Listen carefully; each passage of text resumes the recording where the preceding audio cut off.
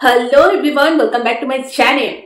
Yes, তোমাদের সাথে আমি আজ থেকে একটা নতুন জিনিস শেয়ার করব। সেটা হচ্ছে, সো আমি রিসেন্টলি মায়াপুর থেকে ঘুরে এসেছি এবছরেই। সো 2025 সালে ফার্স্ট আমার হাতে শ্রী ভগবত গীতা আমার হাতে আসে, এবং এটা কেনার আমার খুব একটা যে খুব ইচ্ছে ছিল সেটা বলবো না, মানে ইচ্ছে ছিল না বলতে মানে আমি আদৌ পারবো না সেটা বুঝতে পারছিলাম না পুরোটা পড়তে, বা যদি কোনো ভুল ত্রুটি কিছু হয়ে থাকে ওই ভয়ে কাইন্ড অফ আমি কোনোদিনও নিইনি। বাট ওই যে ভগবান যখন যার হাতে যেটা দিতে চাইবে তখন সেটা চলেই আসবে। সো এবছরে কি আমি বইটা নিয়ে এসেছি।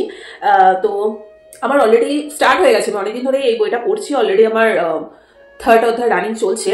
সো আমি ভাবছি যে এই আমার মোটিভেশনাল চ্যানেলে তোমাদের সাথে আমি শ্রী ভগবত গীতা এটা শেয়ার করব। টোটাল 18টা অধ্যায় আছে এবং 700টা শ্লোক আছে।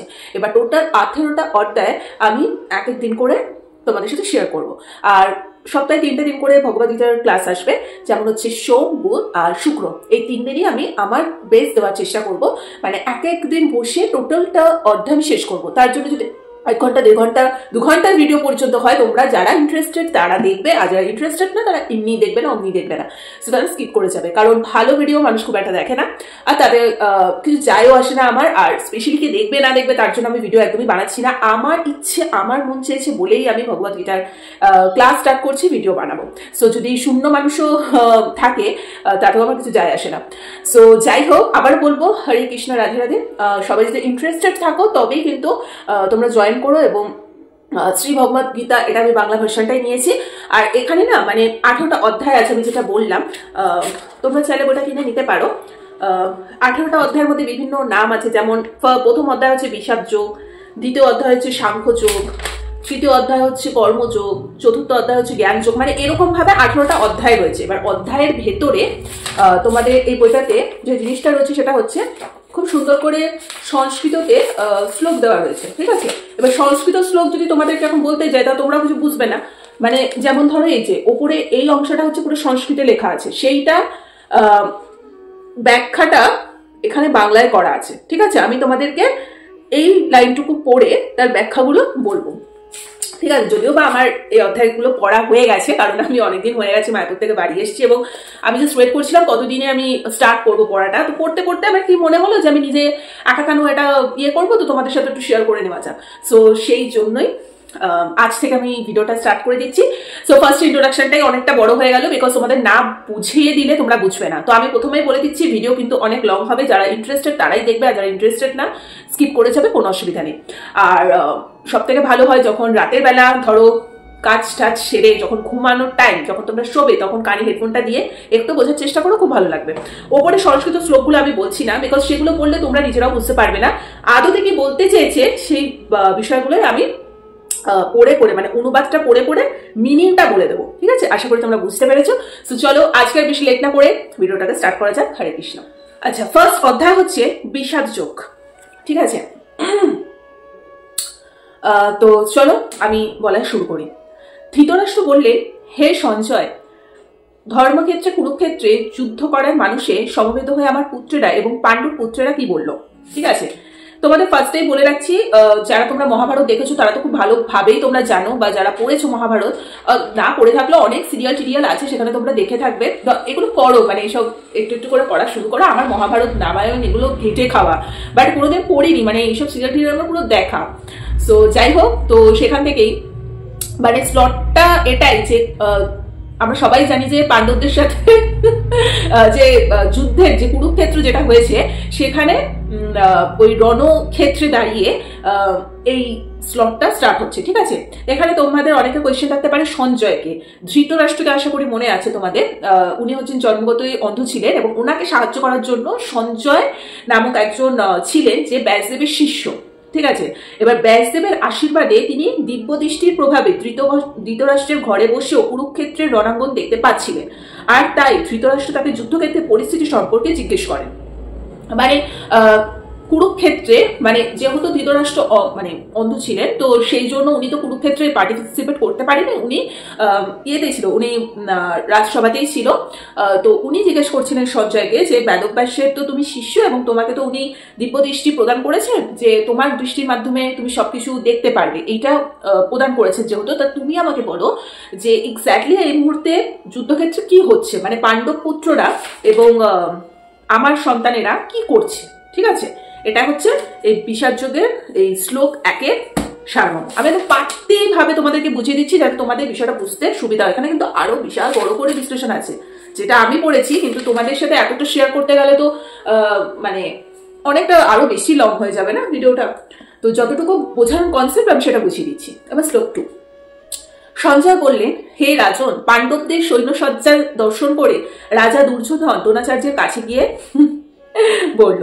সঞ্জয় এবারে কি বলেছে, সঞ্জয় তাই রাজাকে বললেন তার পুত্র দুর্যোধন পাণ্ডবদের সৈন্যসজ্জা দর্শন করে তৎক্ষণাৎ সেনাপতি দ্রোণাচার্যের কাছে উপস্থিত হলো প্রকৃত অবস্থার সম্বন্ধে জানানোর জন্য। পাণ্ডবদের সৈন্য সজ্জা দেখে দুর্যোধনের মনে যে ভয়ের সঞ্চার হয়েছিল তা সে কূটনীতির ছদ্ম আবরণে ঢেকে রাখতে পারেনি।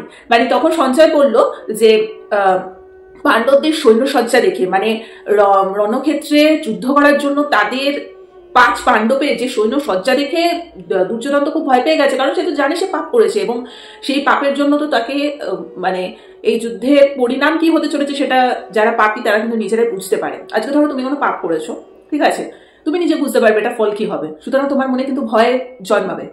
তো সেই জিনিসটাই দুর্যোধনের ক্ষেত্রেও হয়েছে। দুর্যোধন পাণ্ডবদের ওরকম সৈন্যসজ্জা দেখে ভয় পেয়ে সেনাপতি দ্রোণাচার্যের কাছে চলে গেছে। দ্রোণাচার্য, আশা করি তোমরা জানো অনেকেই যে দ্রোণাচার্য কে, যিনি হচ্ছেন ধনুর শিক্ষক, ধনুর বাদেশী, যিনি সুন্দর করে মানে ধনুর বিদ্যা যে শিখিয়েছিলেন, তাই তো, উনি হচ্ছেন দ্রোণাচার্য। আচ্ছা, উনি পাণ্ডবদেরও শিখিয়েছে, ইনফ্যাক্ট দুর্যোধনদেরও শিখিয়েছে। আচ্ছা, এইটাই হচ্ছে শ্লোক 2। এবার শ্লোক 3। শ্লোক 3-এ কি বলেছে, হে আচার্য, পাণ্ডবদের মহান সৈন্যবল দর্শন করুন, যা আপনার অত্যন্ত বুদ্ধিমান শিষ্য দ্রুপদের পুত্র অত্যন্ত দক্ষতার সাথে ব্যূহের আকারে রচনা করেছে। আচ্ছা, এখানে কি বলেছে এটার মানেটা বুঝিয়ে দিচ্ছি।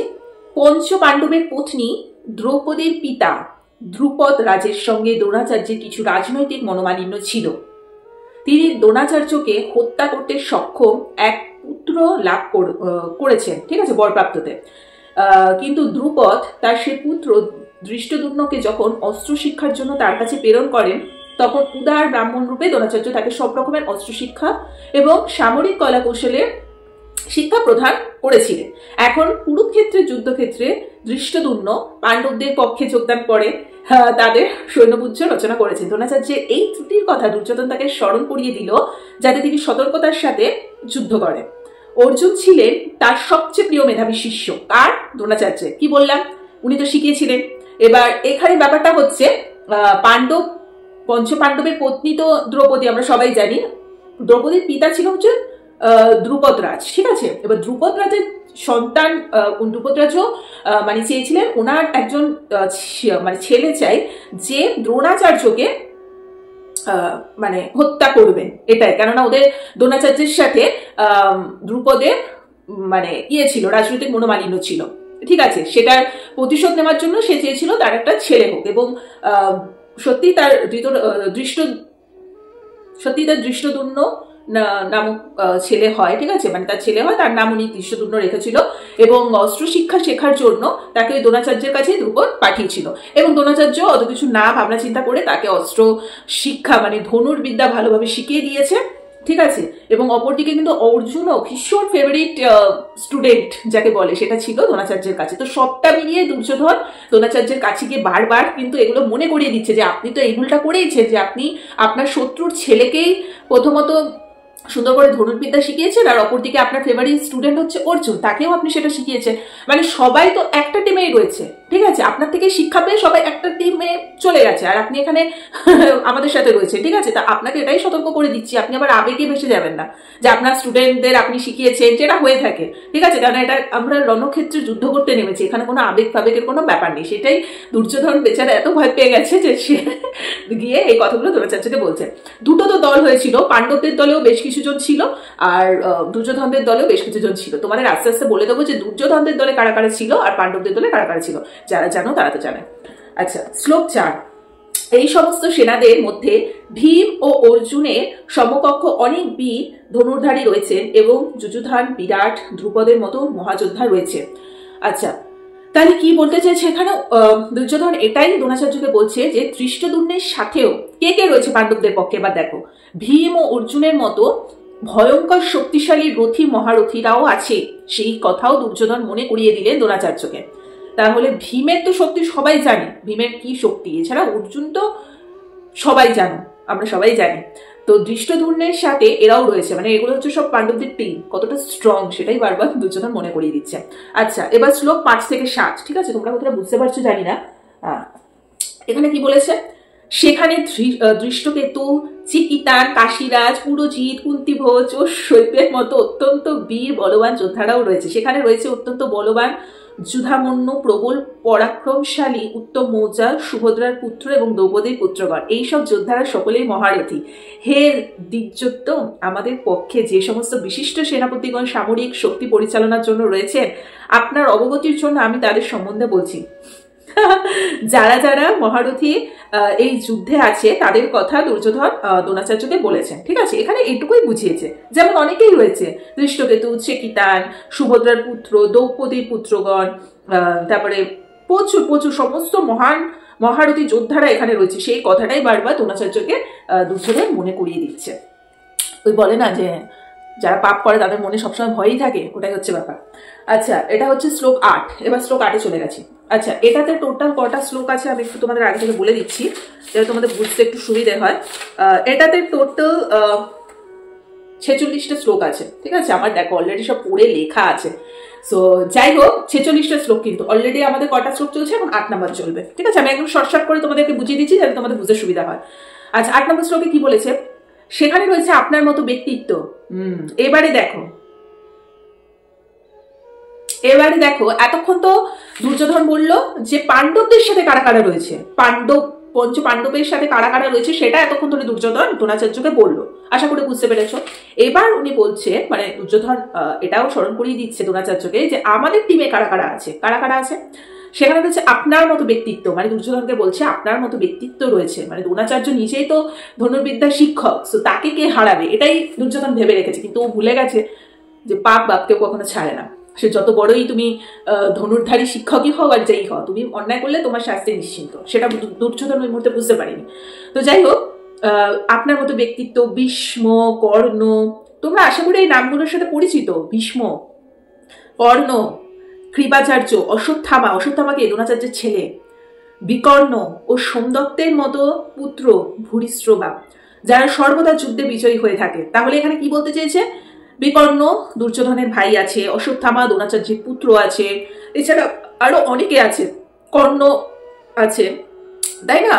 এরা অনেকেই আছে। এখানে দুর্যোধন দ্রোণাচার্যকে বলেছেন এদিকে আমাদের সাথে এই সমস্ত বিজয়ী মহারথীরাও রয়েছেন। ঠিক আছে, এবার শ্লোক 9 কি বলেছে?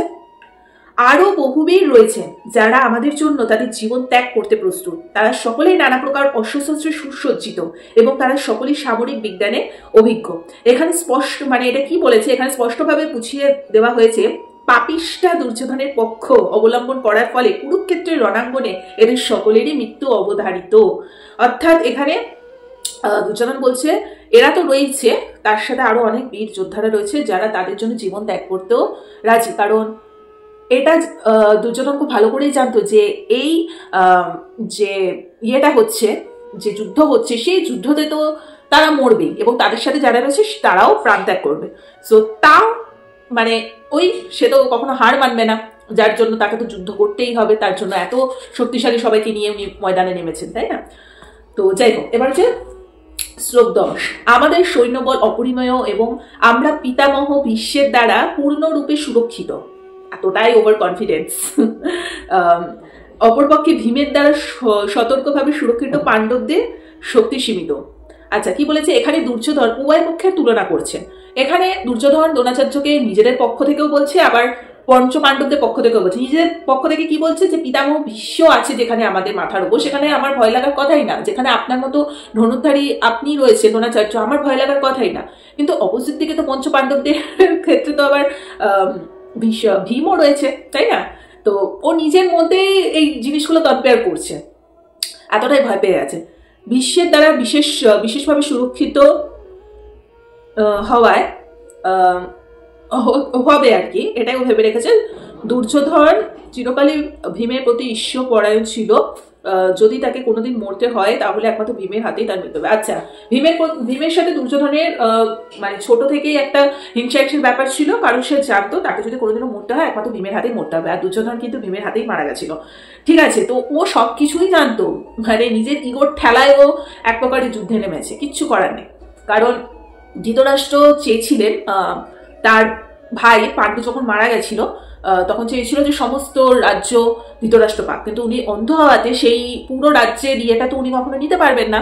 তাই জন্যই ওই বংশের রাজা কে হবে ওই নিয়েই দ্বন্দ্ব শুরু হয়েছিল। তখন ধৃতরাষ্ট্র অবভিয়াসলি চেয়েছিল তার ছেলে দুর্যোধনই হোক ওই রাজ্যের রাজা, কিন্তু সে কখনোই চায়নি যে তার ভাইয়ের ছেলেরা হোক রাজা। স্বাভাবিক, এটাই তো হয়ে থাকে। তাই জন্য এক প্রকার জোর জবরদস্তি করে রাজ্য জেতার লোভে পড়ে এই যুদ্ধে নামা, ঠিক আছে? কে পাবে এই রাজ্য? আচ্ছা, এবার শ্লোক হচ্ছে 11। গল্প করতে করতে 10টা শ্লোক বলা হয়ে গেল।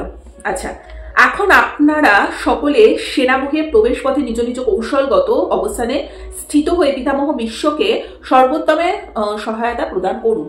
আচ্ছা, এখানে কি বলেছে? ভীষ্মদেব নিঃসংশয়ের সর্বশ্রেষ্ঠ যোদ্ধা এবং সব দিক থেকে তার সকলেরই সুরক্ষার জন্য বিশেষভাবে চিন্তা করা উচিত। যুদ্ধ করতে করতে তিনি যদি কোনো একদিকে এগিয়ে যান তাহলে শত্রুপক্ষ তার সুযোগ নিয়ে অন্য দিক থেকে আক্রমণ করতে পারে।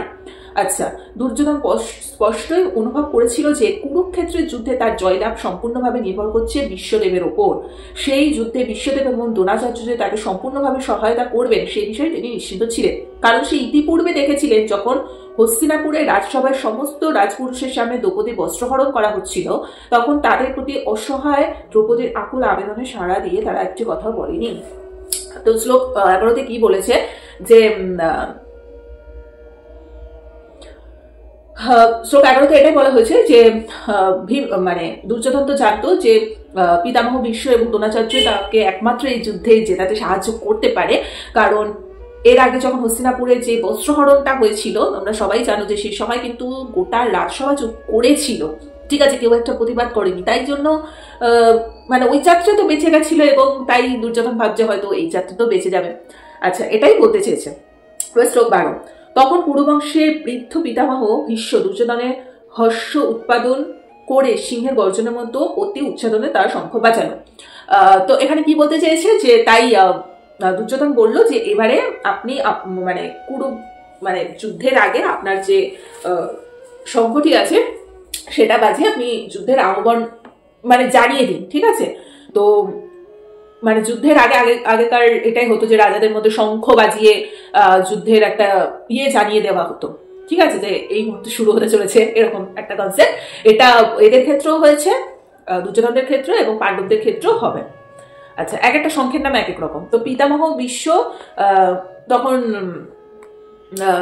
মানে দুর্যোধনের এই কথা শুনে ওনার যে শঙ্খ কুরু রাজবংশী পিতামহ দুর্যোধনের হৃদয়ের ভাব বুঝতে পেরে তার শঙ্খ বাজিয়ে তাকে উল্লাসিত করলো। আচ্ছা, তা শঙ্খটা বাজালো। এই যুদ্ধে জয়লাভ করার কোনো আশাই ছিল না দুর্যোধনের, কারণ ভগবান শ্রীকৃষ্ণ ছিলেন তার বিপক্ষে, এটা হচ্ছে সব থেকে বড় কারণ। কিন্তু তবুও যুদ্ধ করাই তার ছিল কর্তব্য, এই ব্যাপারে তিনি কোনো রকম অবহেলা করতে চাননি। আচ্ছা, পিতামহ ভীষ্ম শঙ্খ তো বাজিয়ে তাদের আহ্বান জানিয়েই দিল, কিন্তু পিতামহ ভীষ্ম এটাও জানতো যে দুর্যোধনদের পক্ষে থাকলেও এই যুদ্ধ তারা কোনোভাবেই জিততে পারবেন না, বিকজ স্বয়ং শ্রীকৃষ্ণ দেব রয়েছে তার বিপক্ষে, এটাই তো সব থেকে বড় কারণ, ঠিক আছে? কিন্তু যেহেতু ওনারা রাজা এবং ওনাদের যুদ্ধ করাটাই হচ্ছে কর্ম, তাই তারা নিজেদের কর্ম থেকেও দূরে সরে যেতে পারবে না এক প্রকার, সেই কারণে বাধ্যতামূলক তাদেরকে যুদ্ধে নামতে হয়েছে। কিন্তু তারা যুদ্ধের আগে থেকে সবটাই জানে যে কি হতে চলেছে পরিণতি, অবভিয়াসলি। আচ্ছা, শ্লোক 13 কি বলেছে? তারপর শঙ্খ, ভেরি, প্রণব ও আনক ঠাক এবং শিঙা সমূহ হঠাৎ একত্রে ধ্বনিত হওয়ার ফলে এক তুমুল শব্দের সৃষ্টি হয়েছিল। তখন একে একে মানে যুদ্ধ মানে শুরুর আগে দুর্যোধনদের পক্ষ থেকে তখন শঙ্খ, ভেরি মানে এক একটা যন্ত্রের নাম, ঠিক আছে, এগুলো বাজানোর ফলে মানে তারা যখন বাজিয়েছিল সেটা, তখন মানে তুমুল এক শব্দের সৃষ্টি হয়েছিল। ঠিক আছে, ওই রণভূমিতেই কিন্তু সব জিনিসটা হচ্ছে, বুঝতে পেরেছো? এবার হচ্ছে শ্লোক নাম্বার 14 কি বলেছে? অপর পক্ষে, এবার আসে পাণ্ডবদের পক্ষে। ওকে, এতক্ষণ দুর্যোধনদের পক্ষটা তোমরা দেখে নিলে, তারা অলরেডি শঙ্খ-টঙ্ক বাজিয়ে দিয়েছে যে যুদ্ধে এক পোর্শনে তারা রয়েছে এবং শঙ্খ-টঙ্ক পুরো বাজিয়ে টাজিয়ে রেডি, মানে জানান দিয়ে দিচ্ছে। এবারে আসছে অপরপক্ষ, পাণ্ডবদের পক্ষ। চলো, অপরপক্ষে শ্বেত অশ্বচালিত, আহা, অশ্ব মানে কি? ঘোড়া, ঘোড়ার গাড়ি। এই দেখো এই ছবিটা, অশ্ব, শ্বেত অশ্ব, শ্বেত অশ্বচালিত এক দিব্য রথে স্থিত শ্রীকৃষ্ণ ও অর্জুন উভয়ে তাদের দিব্য শঙ্খ বাজায়। এবার অটোমেটিক্যালি এক পক্ষ থেকে যখন শঙ্খের আহ্বান জানানো হয়েছে, ওদেরও ডিউটি যে তাদের শঙ্খটা দিয়েও ওরাও জানিয়ে দেবে যে হ্যাঁ আমরাও আছি, আমরা পিছু পা হইনি এই যুদ্ধে থেকে, আমরা এই যুদ্ধ করবো।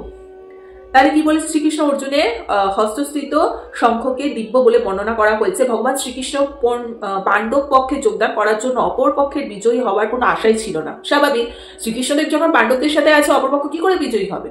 কারণ শ্রীকৃষ্ণদেব তো কোনো অসৎ পথে থাকতেই পারে না, সবসময় সৎ পথে রয়েছে। আচ্ছা, ভগবান শ্রীকৃষ্ণ তাদের সঙ্গে থাকার জন্য বিজয় সর্বদা পাণ্ডবপুত্রদের মতো ব্যক্তিদের সঙ্গেই থাকে। ভগবান যখন যেখানে থাকে, সৌভাগ্য লক্ষ্মীও সেখানে অবস্থান করেন, কারণ সৌভাগ্য লক্ষ্মী সর্বদাই তার পতির অনুগামিনী। তাই বিষ্ণু বা শ্রীকৃষ্ণের দিব্য শঙ্খধ্বনির মাধ্যমে ইঙ্গিত করা হলো যে অর্জুনের বিজয়ে এবং সৌভাগ্য প্রতীক্ষা করছে। তাহলে কি বলেছে? যে যেখানে শ্রীকৃষ্ণদেব থাকবে সেখানে সৌভাগ্য লক্ষ্মীও থাকবে, কারণ সৌভাগ্য লক্ষ্মী হচ্ছে শ্রীকৃষ্ণের মানে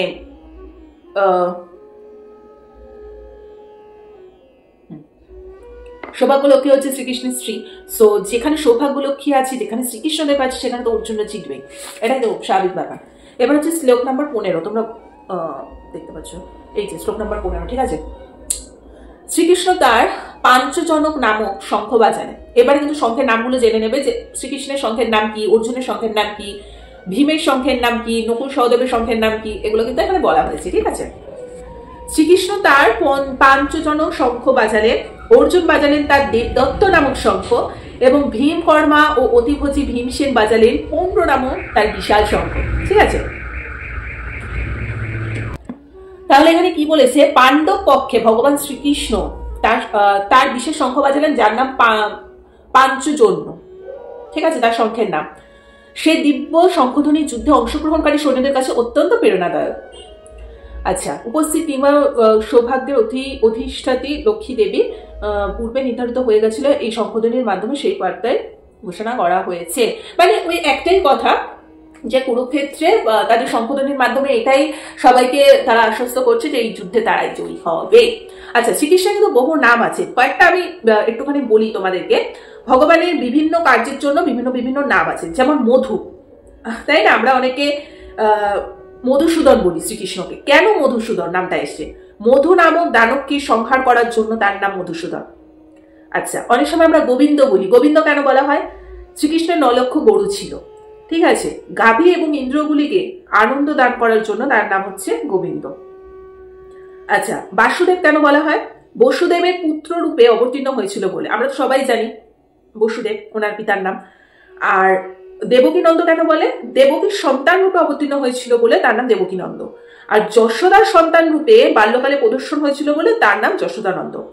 আর সখা অর্জুনের রথের সারথি হয়েছিল বলে তার নাম পার্থ সারথি। কুরুক্ষেত্রের রণাঙ্গনে অর্জুনকে পরিচালনা করেছিলেন বলে তার নাম ঋষিকেশ। ভেরি ইম্পর্টেন্ট, ঠিক আছে।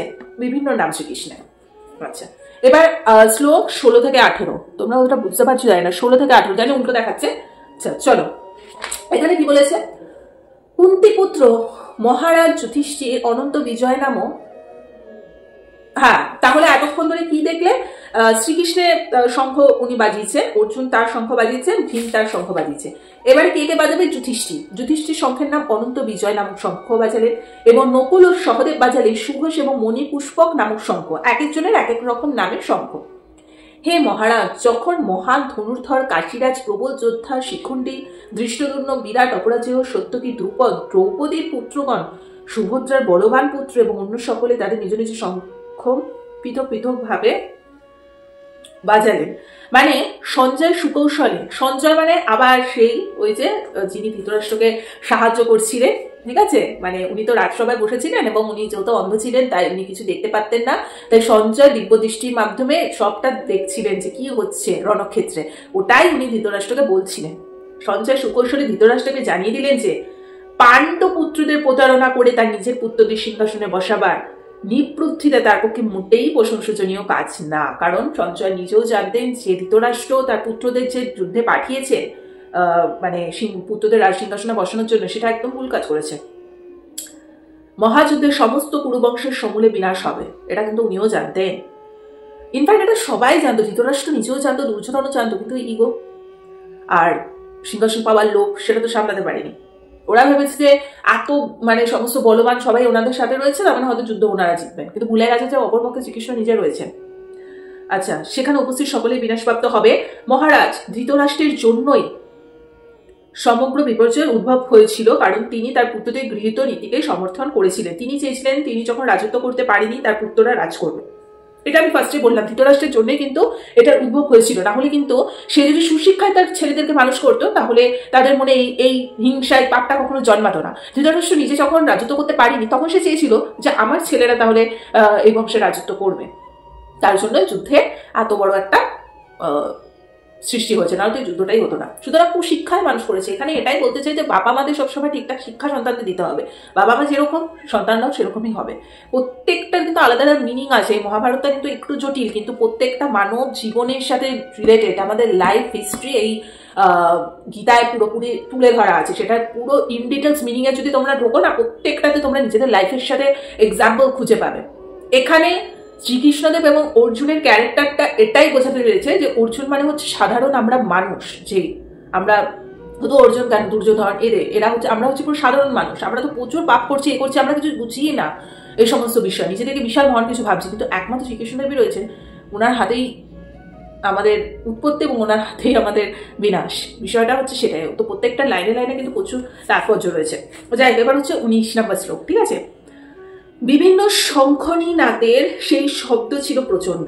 স্বাভাবিক, সবাই শ্রীকৃষ্ণদেব তার শঙ্খ বাজিয়েছেন, ভীম তার নিজস্ব শঙ্খ বাজিয়েছেন, এছাড়া যুধিষ্ঠির, সহদেব, নকুল, অর্জুন সবাই যার যার শঙ্খ বাজানোর ফলে বিশাল প্রচন্ড একটা শব্দ হয়েছে। স্বাভাবিক ব্যাপার।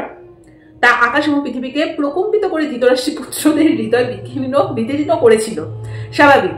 ভীষ্মদেব এবং দুর্যোধনের পক্ষে অন্যান্যরা যখন শঙ্খ বাজিয়েছিলেন তখন পাণ্ডবদের বুক ভয়ে কাঁপেনি। মানে এর আগে যখন দুর্যোধন এবং ভীষ্ম শঙ্খ বাজিয়েছিলেন তখন কিন্তু শ্রীকৃষ্ণদেব বা পাণ্ডবদের বুকে একদম ভয় ঠয় কাজ করেনি, কিন্তু ওদের পক্ষ থেকে যখন এই 6 রকমের শঙ্খের শব্দ তারা শুনতে পাচ্ছে, তাদের ভয়ে একদম বুক কাঁপছে।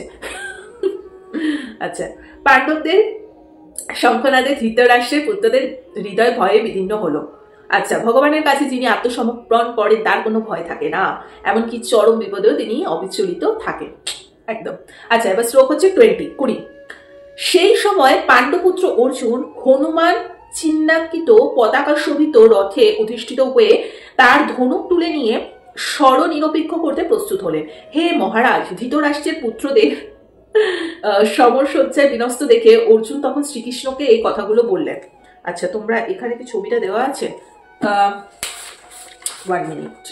আদেও রথের ছবিটা দেওয়া আছে নাকি? দেখালে বুঝতে পারতে তোমরা। না, রথের তো ছবি দেওয়া নেই। আচ্ছা, যাই হোক, এখানে কি বলতে চেয়েছে যে যুদ্ধ শুরু হওয়ার মুহূর্তে যুদ্ধক্ষেত্রে ভগবান শ্রীকৃষ্ণের দ্বারা প্রত্যক্ষভাবে পরিচালিত পাণ্ডবদের অপ্রত্যাশিত সমরসজ্জা দেখে ধৃতরাষ্ট্রের পুত্ররা অত্যন্ত হতদম্ব হয়ে পড়েছিলেন। স্বাভাবিক ব্যাপার, মানে তাদের এরকম রূপ দেখে, তাদের এরকম গর্জানো দেখে তো ধৃতরাষ্ট্রের পুত্রদের অবস্থা খারাপ হয়ে গেছে। অর্জুনের রথে হনুমান চিহ্নিত ধ্বজা একটি বিশেষ শুভ সূচকের ইঙ্গিত দিচ্ছে। তাহলে তাদের যে ইয়েটা ছিল, মানে যে রথটা ছিল অর্জুনের, যে রথটা ছিল সেখানে কিন্তু ওরা যে পতাকাটা টাঙিয়েছিল সেখানে হনুমানের চিহ্ন ছিল। এবং হনুমান কিসের প্রতীক আমরা সবাই সেটা জানি, কারণ রাম এবং রাবণের যুদ্ধে হনুমান শ্রীরামচন্দ্রকে সহযোগিতা করেছিলেন এবং শ্রীরামচন্দ্র বিজয়ী হয়েছিলেন। আশা করি রামায়ণ অনেকেই পড়েছ, ঠিক আছে। রাম এবং রামায়ণের যুদ্ধে কিন্তু হনুমানের ভূমিকাটা ভীষণ ইম্পর্টেন্ট ছিল, আর উনি ছিলেন, হনুমান কার পক্ষে ছিলেন? শ্রীরামচন্দ্রের পক্ষে, তাই জন্য কিন্তু জিতেছিল, ঠিক আছে। এখন এখানেও অর্জুনকে সাহায্য করার জন্য তার রথে শ্রীরামচন্দ্র এবং হনুমান দুজনেই উপস্থিত রয়েছে। শ্রীরামচন্দ্রও আছে অর্জুনের সাথে, হনুমানজিও রয়েছে। শ্রীকৃষ্ণই হচ্ছেন শ্রীরামচন্দ্র, এবং যেখানেই ভগবান রামচন্দ্র থাকে সেখানেই তার নিত্য সেবক হনুমান থাকবে, এটাই অবভিয়াস। নিত্য সঙ্গীর সৌভাগ্য লক্ষ্মীও থাকবে, একদমই। সীতা দেবীও থাকবে, তার সাথে হনুমানজিও থাকবে। তাই অর্জুনের কোনো শত্রুর ভয়ে ভীত হওয়ার কারণ ছিল না, বুঝেছ? এবার হচ্ছে শ্লোক 21 থেকে 22। অর্জুন বললেন, হে অচ্যুত, তুমি উভয় পক্ষের সৈন্যদের মাঝখানে আমার রথ স্থাপন করো, যাতে আমি দেখতে পারি যুদ্ধ করবার অভিলাষী হয়ে কারা এখানে এসেছে এবং এই মহাসংগ্রামে আমাকে কাদের সাথে যুদ্ধ করতে হবে। তখন অর্জুন কি বলল? অর্জুন রথের সারথি হওয়ার ফলে তাকে অর্জুনের আচ্ছা, এত কিছু ডিটেলস তোমাদের বলবো না, তাহলে বুঝবে না। ভগবানের সাথে আচ্ছা আচ্ছা, এখানে অর্জুন মূলত এটাই বলতে চেয়েছে যে যেহেতু অর্জুনের রথের সারথি, মানে রথটা শ্রীকৃষ্ণদেব চালাবেন, ঠিক আছে। আশা করি তোমরা এগুলো অনেকেই দেখেছো, ঠিক আছে। যেহেতু উনি চালাবেন, যেমন এই দেখো শ্রীকৃষ্ণদেবী কিন্তু চালাচ্ছে রথটা, ঠিক আছে, আর এটা হচ্ছে অর্জুন। তো তাই জন্য অর্জুন শ্রীকৃষ্ণদেবকে বললেন, শ্রীকৃষ্ণদেব আপনি এই রথটাকে এখন রণাঙ্গনের মাঝখানে নিয়ে যান, ঠিক আছে। মানে দুপক্ষের তো যুদ্ধ হবে, একদম মিডিল পয়েন্টে আমার রথটাকে নিয়ে যান। তো আমি দেখতে চাই যে কারা কারা এসছে আমার সাথে যুদ্ধ করতে, কাদের এত লালসা, কাদের এত যে আমার সাথে যুদ্ধ করতে। ও শুধু ভেবেছিল যে দুর্যোধন, ঠিক আছে, ওরা, কিন্তু তার সাথে যে ভীষ্ম, দ্রোণাচার্য, যাদের থেকে শিক্ষা পেয়েছে, যারা পিতামহ, তারাও যে পার্টিসিপেট করেছে, দুর্যোধনের সাথ দিয়েছে, সেটা কিন্তু অর্জুন জানতো না। এরপরে তো আসলে হিস্ট্রি স্টার্ট হবে, জানার পরে তার মধ্যে কি রিয়াকশন হয় সেটা নিয়েই এবারে স্টোরিটা স্টার্ট হবে, ঠিক আছে। তিনি যুদ্ধের আগে রণাঙ্গনে উপস্থিত মুখ্য ব্যক্তিদের দেখার জন্য উদ্গ্রীব হয়ে উঠেছিল অর্জুন। এবার শ্লোক 23। ধৃতরাষ্ট্রের দুর্বুদ্ধি সম্পন্ন পুত্রকে সন্তুষ্ট করার মানুষে যারা এখানে যুদ্ধ করতে এসে তাদের আমি দেখতে চাই। কারণ অর্জুন জানতো যে ধৃতরাষ্ট্রের দুর্বুদ্ধি সম্পন্ন পুত্রদের, দুর্বুদ্ধি সম্পন্ন পুত্র মানে এখানে দুর্যোধন এবং তার শত ভাইয়ের কথা বলা হয়েছে। তাই অর্জুন বলছে যে তাদেরকে সাপোর্ট করার জন্য কারা কারা এসছে আমি সেটা দেখতে চাই। তুমি আমার এই রথকে একদম যেখানে যুদ্ধ হবে সেই মানে ওই রণাঙ্গনের মিডলটাতে নিয়ে যাও, আমি তাহলে অপরপক্ষদের দেখতে পারবো যে কারা কারা ঠিক এসছে যুদ্ধ করার জন্য, ঠিক আছে। এবার শ্লোক 24 কি বলেছে?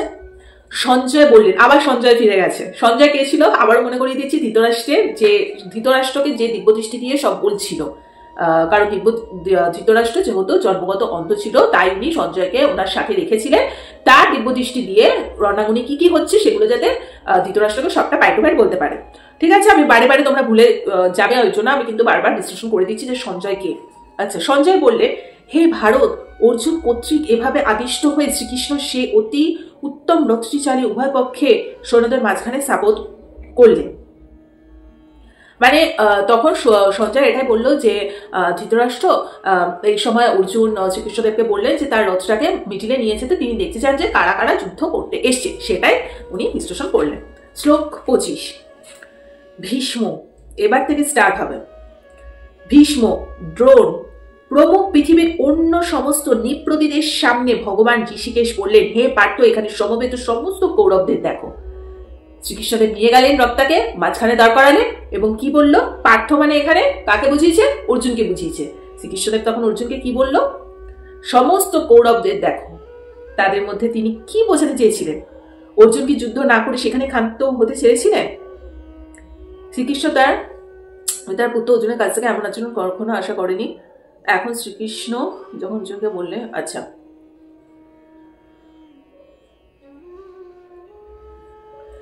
তখন স্বাভাবিকভাবে শ্রীকৃষ্ণদেব মিডিলে নিয়ে গেলেন এবং উনি বললেন যে কৌরবদের তুমি দেখো, এবং কৌরবদের মধ্যে যারা যারা ছিল তাদেরকে অর্জুন এবার দেখা শুরু করবে যে কারা কারা এক্স্যাক্টলি এসছে যুদ্ধ করতে। এবার শ্লোক হচ্ছে 26। সেখানে অর্জুন উভয় পক্ষের সেনাদলের মধ্যে পিতামহ, আচার্য, ভ্রাতা, মাতুল, পুত্র, পৌত্র, শ্বশুর, মিত্র, শুভাকাঙ্ক্ষীদের উপস্থিত দেখতে পেলেন। ও তো দেখে মোর মাথা খারাপ হয়ে গেছে। যুদ্ধক্ষেত্রে অর্জুন সমস্ত আত্মীয় স্বজনকে দেখতে পাচ্ছেন ওখানে। তিনি বিশ্বদেব, সোমদত্ত, দ্রোণাচার্য, কৃপাচার্য, শল্য, শকুনি যা মামা ছিল, দুর্যোধন আদি ভ্রাতাদের দেখলেন। লক্ষণ, অশ্বত্থামা কে ছিল? দ্রোণাচার্যের ছেলে, অর্থাৎ অর্জুনের খুব ভালো বন্ধু ছিল। দ্রোণাচার্য তো সবাইকে ধনুর্বিদ্যা শিখিয়েছিলেন। উনি দেখতে পেয়েছেন এরা, মানে তিনি সৈন্যবাহিনীর মধ্যে তাদের বন্ধু বান্ধবকে দেখতে পেলেন, আত্মীয় স্বজনকে দেখতে পেলেন অর্জুন। ঠিক আছে, এবার হচ্ছে শ্লোক 27। যখন কুন্তিপুত্র অর্জুন সর্বস্তরে বন্ধু আত্মীয় স্বজনদের দেখলেন, তিনি অত্যন্ত করুণাদ্র হয়ে বিষণ্ণ হয়ে পড়লেন। এইসব তো উনি এক্সপেক্টই করেনি যে দুর্যোধনকে সাপোর্ট করার জন্য তার নিকট বন্ধু বান্ধব, তার পরিবারের লোকজন চলে আসবে, তাই না? এইসব দেখে খুব ভেঙে পড়লেন। মানে এটাই হয়, এটা আমাদের সাধারণ মানুষের সাথে, এটা বলছি না পুরোটাই আমাদের নিয়েই স্টোরিটা, ওই জন্য বলা হয়েছে আমরা সাধারণ মানুষরা যেটা করে থাকি, যে আমাদের ফ্যামিলির মধ্যে এরকম প্রচুর দুমুখ সাপওয়ালা মানুষজন থেকে থাকে যারা আমাদের প্রতিনিয়ত ধ্বংস করে চলছে, আমাদের হিংসা করছে, আমাদের ক্ষতি চাইছে, বন্ধু বান্ধব, এরকম দুমুখ প্রচুর মানুষ থাকে আমাদের জীবনে, যাদেরকে আমরা বুঝতে পারি না, আমরা পরিকল্পনাও করতে পারি না। এমন সিচুয়েশনে যখন আমরা আসি, তখন যখন আমরা দেখি যে এই মানুষগুলো আমাদের পিছনে বাস দেওয়ার জন্য উঠে পড়ে লেগেছে, আমরা সেটা কিন্তু কল্পনা করতে পারি না। সেই সময় আমরা কিভাবে আমাদের মতো খুব জেনুইন ভালো মানুষেরা তখন খুব স্যাড হয়ে পড়ি। মানে তখন যে প্রতিশোধ নিতে হবে তাদের উপর, ও সে আমার সাথে এরকম করলো, চলো আমিও তার বিরুদ্ধে এই জিনিসটা করবো। এই জিনিসটা কিন্তু তখন আমাদের মতো এরকম সফট কর্নার মানুষের আসে না। আমরা তখন, আমরা বরাবরই খুব আবেগপ্রবণ, আমরা তখন ভাবি যা এরা আমাদের পিছনে এরকম করছে, আমরা ভাবতেই পারছি না, মানে কিরকম একটা হয়ে যায়। কিন্তু সেখানে স্ট্রংলি দাঁড়িয়ে তাদের বিরুদ্ধে প্রোটেস্ট করা হচ্ছে, সেটা আমরা ভুলে যাই। ওই সেম জিনিসটা অর্জুনের ক্ষেত্রে হয়েছে, আর এখানে অর্জুন আমাদের সাধারণ মানুষ হয়েই কাজ করেছে। ঠিক আছে, এবার শ্লোক হচ্ছে 28। আমি তোমাদের বোঝাতে পারছি কিনা জানাবে কিন্তু, ঠিক আছে? আমি আমার মতো করে অনেক শর্টে তোমাদেরকে বোঝাচ্ছি। আচ্ছা, শ্লোক 28 কি বলেছে?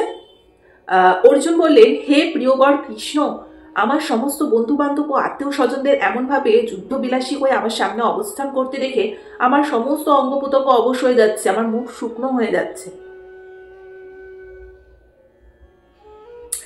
কারণ অর্জুন খুব ভালো করেই জানতেন যে তাদের বিপক্ষে যারা কাজ করছেন, মানে যুদ্ধ করতে এসছেন, তাদের মৃত্যু অবধার্য।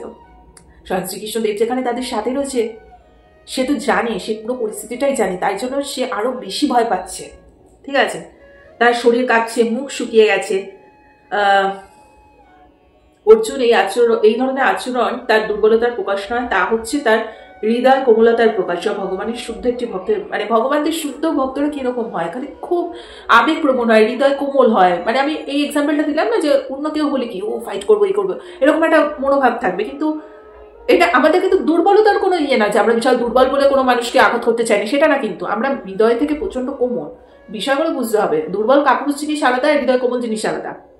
ঠিক আছে, তো সেই জিনিসটা অর্জুন তাই বলছে যে এরা মারা যাবে আর সেইটা আমার হাত দিয়ে হবে, মানে এই সমস্ত ভেবে না তার শরীর কাঁপছিল, মুখ শুকনো হয়ে গেছে, স্বাভাবিক। আজকে একটা এক্সাম্পল দিচ্ছি, ধরো আমাদেরই রিলেটিভের মধ্যে কেউ আমাদের পিছনে বাস দিয়ে যাচ্ছে একাধারে, আমরা যখন সেটা জানতে পারবো এবং আমার হাত দিয়েই যদি সেই মানুষটার মৃত্যু হয়, খুব ক্লোজ একটা রিলেটিভের, আমাদেরই তো হাত পা কাঁপবে, তাই না? যে ওই বাবা আর যাই হোক ভাই, ছেড়ে দে, ক্ষমা করে দে, যে যা পারছে করুক, আমরা শাস্তি দেওয়ার কেউ না, আমরা তো এটাই ভাববো না, সেই জায়গায় ভাবো। অর্জুন ওখানে দাঁড়িয়ে কি পরিস্থিতিতে অর্জুন এই বিষয়টা করেছে, এগুলো কিন্তু সত্যিই ভাবার বিষয়।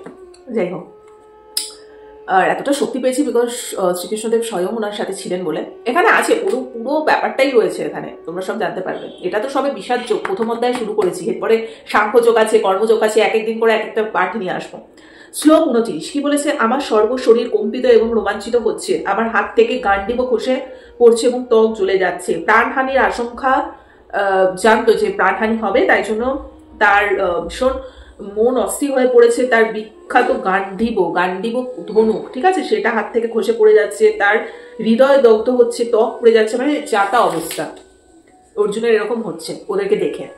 এবার শ্লোক 30, হে কেশব, আমি এখন আর স্থির থাকতে পারছি না, আমি আত্মবিস্মিত হচ্ছি, আমার চিত্ত উদ্ভ্রান্ত হচ্ছে, আমি কেবল অমঙ্গল সূচক লক্ষণ সমূহ দর্শন করছি।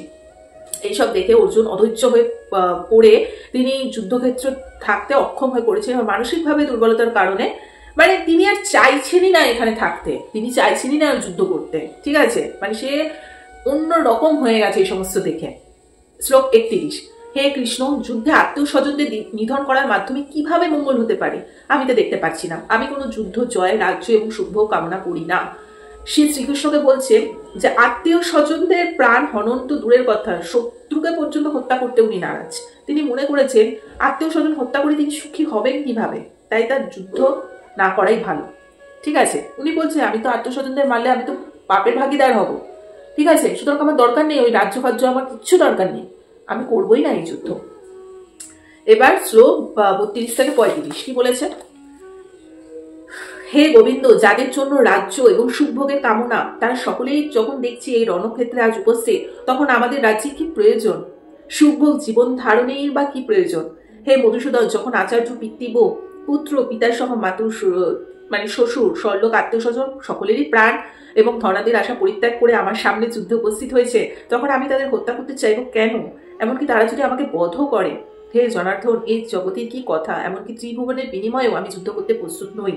ধৃতরাষ্ট্রের পুত্রদের হত্যা করে আমার সন্তোষ বা লাভ কি লাভ?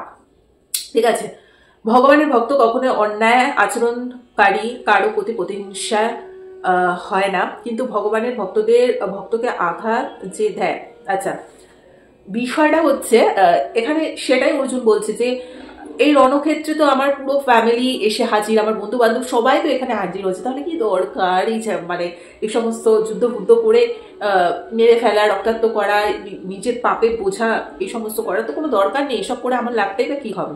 সুতরাং এখানে কি মানে আমাদের লাইফেও যখন কোনো খারাপ সিচুয়েশন হয় না, তখন আমরা ভাবি যে ঠিক আছে ওই মানুষটা ক্ষমা করে দিই, চলো আমার সাথে এত খারাপ করেছে, এত পশুর মতো আচরণ করেছে, এত কষ্ট দিয়েছে, এত চোখের জল ফেলিয়েছে আমরা ক্ষমা করে দিই, কি আছে, আমরা ক্ষমা করারও কেউ না, শাস্তি দেওয়ার কেউ না, যা করবে ভগবান করবে, এটা তো আমি সবসময় বিলিভ করি, তাই নিজের হাতে আমি কোনো কিছু তুলে নিই না, সেটাই অর্জুন বলতে চেয়েছে, ঠিক আছে। কিন্তু ভগবানের ভক্ত ক্ষমা করে দিতে পারলেও ভগবান কিন্তু ভক্তের প্রতি হওয়া অন্যায় কোনোদিনও ক্ষমা করে না। এই লাইনটা ভীষণ ইম্পর্টেন্ট।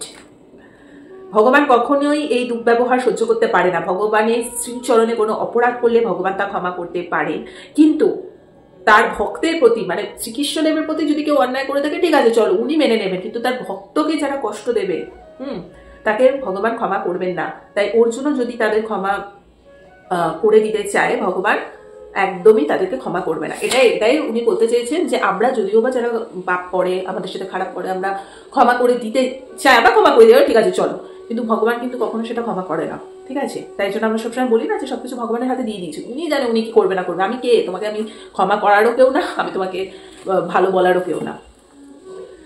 আচ্ছা, শ্লোক হচ্ছে 36 এবার। এই ধরনের আত্মতায়ীদের বধ করলে মহাপাপ আমাদের আচ্ছন্ন করবে, তাই বন্ধু বান্ধব ও ধৃতরাষ্ট্রের পুত্রদের সংহার করা আমাদের পক্ষে অবশ্যই উচিত হবে না। হে মাধব, আত্মস্বজনদের হত্যা করে আমাদের লাভ, আর তার ফলে আমরা এমন করেই সুখী হব। সো একদমই তাই, এখানে বারবার মানে অর্জুন এটাই শ্রীকৃষ্ণকে বোঝাতে চাইছেন যে এতটাই কোমল হৃদয় তো, তাই বারবার বলছে কি দরকার এই সমস্ত করে, এগুলো আরো পাপের মানে ভাগিদার হবো, মহাপাপ করবো এগুলো করে, তাই না, কোনো কি দরকার আছে, কি সুখ পাবো এসব করে। এবার শ্লোক 37 থেকে 38। হে জনার্দন, যদিও এরা রাজ্য লোভের দ্বারা প্রভাবিত হয়ে কুলক্ষয় জনিত দোষ এবং মিত্রদহ নিমিত্ত পাপ লক্ষ্য করছে না, কিন্তু আমরা কুলক্ষয় জনিত দোষ লক্ষ্য করিও এই পাপকর্মে কেন প্রবৃত্ত হব। মানে অর্জুন বিবেচনা করে দেখলেন তার বিরুদ্ধ পক্ষের সকলেই এই যুদ্ধে পরিণতি সম্বন্ধে একেবারে অন্ধ হতে পারে, কিন্তু তা বলে তিনি এই যুদ্ধের অমঙ্গলজনিত পরিণতি উপলব্ধি করার পর সেই যুদ্ধে আমন্ত্রণ গ্রহণ করতে পারে না। এখানে অর্জুন এটাই বলেছে যে যারা তার সাথে যুদ্ধ করতে এসছে তারা তো জানেও না সেটার পরিণতি কি ভয়ঙ্কর হতে চলেছে, তার হাতে যে তাদের মৃত্যু হবে সেটা তারা বুঝতেও পারছে না, তারা হচ্ছে তারা জয়ী হয়ে বিশাল কিছু করে উদ্ধার করবে, তারপরে তারা সিংহাসন পেয়ে যাবে, কিন্তু অর্জুন তো সেটা জানে যে সেটা কখনোই হবে না। সেটাই বলছে যে তারা হয়তো জানেন এটা পরিণতি করে হতে চলেছে, কিন্তু আমি তো এই মুহূর্তে এখানে দাঁড়িয়ে আমার চোখের সামনে সবটাই জলের মতো পরিষ্কার যে কি হতে চলেছে, এত কিছু জেনে আমি কি করে তাদেরকে বধ করবো। মানে তুমি জাস্ট ভাবো, তোমরা এত খারাপ কিছু করার পরেও কিন্তু অর্জুন এতটাই কোমল হয়ে যে সব ক্ষমা করে দিতে চাইছে, তাই না? সত্যি মানে আমরা মানুষ হয়তো এরকমই হয়ে থাকি যে আমাদের সাথে আমাদের জীবনে এরকম বহু মানুষের আগমন ঘটে, বা এরকম অনেকেই রয়েছে আমাদের জীবনে যারা প্রতিনিয়ত আমাদের ক্ষতি করে চলেছে, অথচ আমরা কিরকম ভাবে মানে ছেড়ে দেওয়া ঠিক আছে চলো, এত কিছু যে তারা পাপ করেছে আমরা কোনো দিকে ইয়ে করি না, কিন্তু সেটা উচিত না, একদমই তাই। আচ্ছা, এবার শ্লোক হচ্ছে 29, সরি 29 না 39। এই দেখো বাবা, এটা তো উল্টো দিকে তোমরা দেখতে পাবে। 39, ঠিক আছে। এটা কি বলেছে? কুলক্ষয় হলে সনাতন কুলধর্ম বিনষ্ট হয় এবং তা হলে সমগ্র বংশ অধর্মে লিপ্ত হবে। মানে কুলক্ষয় হলে এখানে অর্জুন এটা বলছে যে বংশ যদি নাশ হয়ে যায়, মানে বিনষ্টই যদি হয়ে যায়, তার ফলে তো মানে সবকিছুই নষ্ট হয়ে যাবে।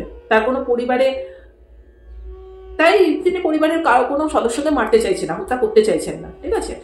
এবার শ্লোক 40, হে কৃষ্ণ, কুলে অধর্ম প্রাদুর্ভাব হলে কুলবধূগণ কলুষিত হয়ে পড়ে এবং হে বাস্য, মানে এক একটা নামে শ্রীকৃষ্ণকে অর্জুন ডেকেছেন। কুলশ্রীগণ অচ্ছচার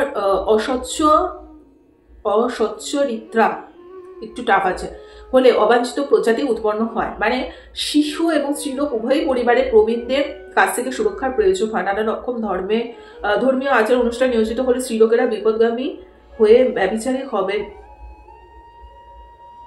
হবে না। আচ্ছা, স্ত্রীলোকেরা অবাধে পুরুষের সঙ্গে মেলামেশা করার সুযোগ পেয়ে আর এইভাবে অবাঞ্ছিত সন্তানদের, আচ্ছা মানে এখানে এটাই বলেছে যে কুল যদি মানে বংশ যদি নষ্টই হয়ে যায়, তাহলে এই যে শিশু স্ত্রীলোক এদেরকেই বা কে রক্ষা করবে, তাই না? উনি এটাই বলতে চেয়েছেন। আচ্ছা, এবার হচ্ছে শ্লোক 41, বর্ণসংকর উৎপাদন ভিত্তিক হলে কুল এবং কুলঘাতকেরা নরকগামী হয়। সেই কুলে পিণ্ডদান এবং তর্পণ লোভ পাওয়ার ফলে তাদের পিতৃপুরুষেরাও নরকে অধঃপতিত হয়। মানে কি বলেছে? কর্মকাণ্ডের বিধি অনুসারে যে যেরকম কর্ম করবে সে সেরকম ফল পাবে। পিতৃপুরুষের আত্মাদের আমরা পিণ্ডদান করে থাকি। জল উৎসর্গ করা উচিত, কারণ বিষ্ণুকে উৎসর্গীকৃত প্রসাদ সেবন করলে সমস্ত পাপ থেকে মুক্তি লাভ করা যায়। কারণ এই যখন আমরা হয় না যে মানে পিতৃপুরুষদের আমরা যে মহালয়ার সময় পিণ্ডদান করে থাকি, যে বিষয়টা হয় আর কি, কারণ এটা তো খুবই দরকার। কারণ বিষ্ণুর পুজোই কিন্তু ওটা আলটিমেটলি, ঠিক আছে। সেটা করলে কিন্তু সমস্ত পাপ থেকে মুক্তি পাওয়া যায়। পিতৃপুরুষের আত্মার সদ্গতির জন্য এই পিণ্ডদান করাকে বংশাক্রমিক ঋতু, সেটাই বলেছে।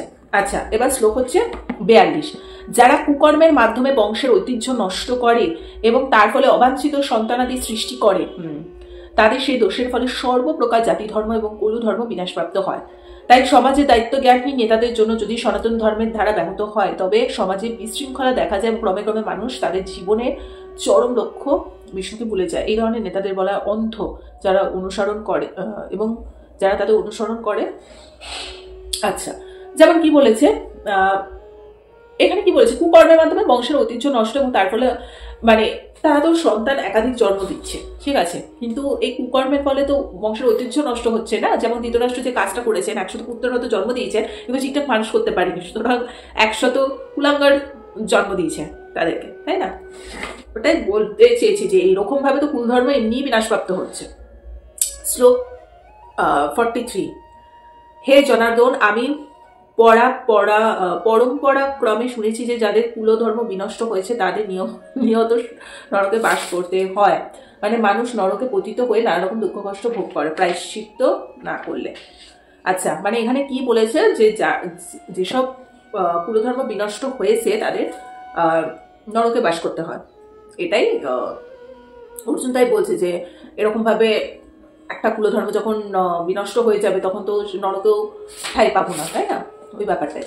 এবার শ্লোক হচ্ছে 44, হায় কি আশ্চর্যের বিষয় যে আমরা রাজ্য সুখের লোভে স্বজনদের হত্যা করতে উদ্যম হয়ে মহাপাপ কর্মের সংকল্পবদ্ধ হয়েছি।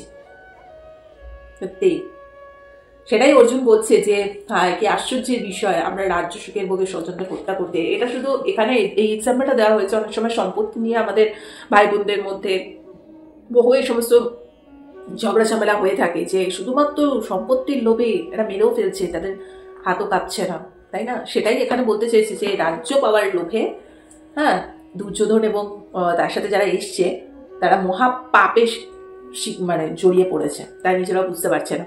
শ্লোক 45, প্রতিরোধ রহিত এবং নিরস্ত্র অবস্থায় আমাকে যদি শস্ত্রধারী ধৃতরাষ্ট্রের পুত্রেরা যুদ্ধে বধ করে তাহলে আমার অধিকতর মঙ্গলই হবে। এখানে আবার ওই সফট কর্নারটা অর্জুনের দেখা দিয়েছে।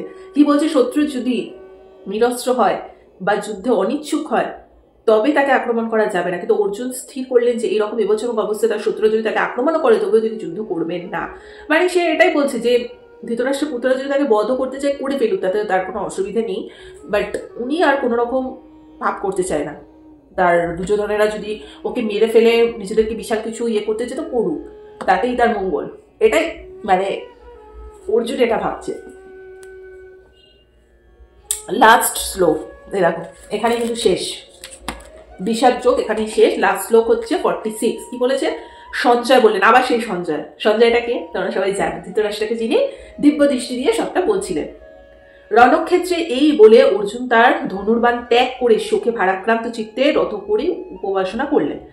শত্রু সৈন্যকে নিরীক্ষণ করতে অর্জুন রথের ওপর দাঁড়িয়েছিলেন, কিন্তু তাকে শোকে এতই মোহমান হয়ে পড়েছিলেন যে তার ধনু পরিত্যাগ করে তিনি রথের ওপর বসলেন। এই ধরনের দয়ালু কোমল হৃদয় ব্যক্তি সম্পন্ন এইভাবে প্রথম অধ্যায় বিসর্জন 16। মানে কি বলেছে লাস্ট শ্লোকটা? এটাই বললেন সঞ্জয়, এটাই ধৃতরাষ্ট্রকে বললেন যে অর্জুন এতটাই শোকে মানে কাতর হয়ে পড়েছেন যে তিনি তার ধনুকটাকে নিচে ফেলে দিয়ে রথের উপরে বসে পড়লেন এবং তিনি যুদ্ধ করবেন না, এটাই জানিয়ে দিলেন। ঠিক আছে, এটাই মনে মনে তিনি ঠিক করে রেখেছে এবং শ্রীকৃষ্ণকে সেটাই বলেছে, সেটাই উনি ধৃতরাষ্ট্রকে বললেন। স্বাভাবিক, এটা শুনতে ধৃতরাষ্ট্রের মনে আনন্দে আতখাড়া হয়ে উঠেছে যে ও যদি যুদ্ধ না করে তাহলে তো আমার ছেলেরাই জয়ী হবে। ব্যাস, এখানে বিষাদ যোগ শেষ হলো। নেক্সট পার্ট আসবে সাংখ্যযোগ, সেখানে অনেক কিছু রয়েছে, তোমরা একটু একটু করে জানতে পারবে। তাহলে ফার্স্ট পার্টে এটুকুই দেখলাম যে রণক্ষেত্রে অর্জুনের সাথে শ্রীকৃষ্ণের যে কনভারসেশন তার আত্মীয় স্বজনদের দেখে সেটাই এখানে তুলে ধরা হয়েছে। তো আজকের এই পার্টটা যদি ভালো লেগে থাকে লাইক কমেন্ট শেয়ার সাবস্ক্রাইব করো। আর এই এতক্ষণের ভিডিওটা যারা স্কিপটা করে পুরোটা দেখেছো শুনেছো, একটু একটু করে ভগবানের আশীর্বাদ তোমাদের মাথার উপর আছে বলেই তোমরা ধৈর্য সহকারে পুরোটা দেখতে পেয়েছো, শুনতে পেয়েছো। Thank you so much. তোমরা সকলে ভালো থেকো। নেক্সট সাংখ্যযোগ নিয়ে আবার আসবো, তো একটু বড় হবে ভিডিওগুলো, কিন্তু ধৈর্য সহকারে তোমরা অবশ্যই দেখো। তো চলো আজকের মতো এখানেই টাটা, সবাই ভালো থেকো আর হরে কৃষ্ণ, রাধে রাধে।